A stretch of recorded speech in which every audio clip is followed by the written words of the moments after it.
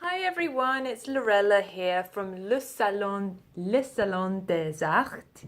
Le Salon des Arts, get that right. How are we all today?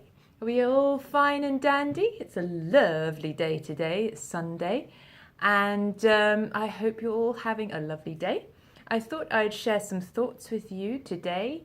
All about creativity and letting yourself go and just doing imperfection. So don't be afraid of being imperfect. When you grab a paint or when you grab pencils or anything to draw, or when you do anything in life, when you start to cook or when you I don't know, go for any new task or any new skill, don't be afraid of doing it imperfectly, because of course that's going to happen.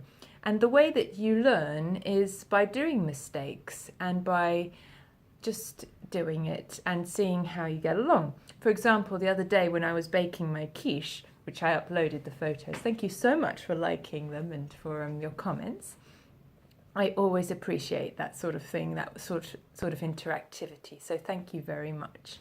And I just realized several things. Like, for example, I just realized, first of all, you've got to look at the recipe like with forensic detail, because just the depth of the mold was more profound, was deeper than I used. But you adapt as well, and that also is very, very good for your neurons, because it makes your brain think about new situations, and that's good for your creativity, and it helps develop it.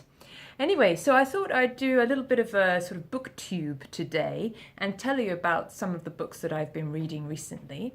I've just finished one called El Tiempo entre Costuras by Maria Dueñas, which is a Spanish book, and it was very, very good. It was a wonderful sort of spy thriller towards the end, and it takes you through the life of the main character, and it takes you through several stages in the up to the Second World War, and in between wars, and the sort of time of Franco and things like that.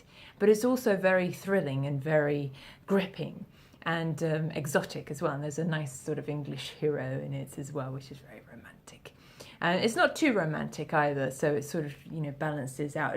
It's more to do with the sort of her life, the protagonist's life, which is a female character, and she goes and how she sort of adapts and moves on, and this sort of idea of false identities and acting and things. It's all very sort of smokes and mirrors as well, which also always makes a very good spy thriller. So I highly recommend that book. Even if you can't read Spanish, I'm sure you can get a translation.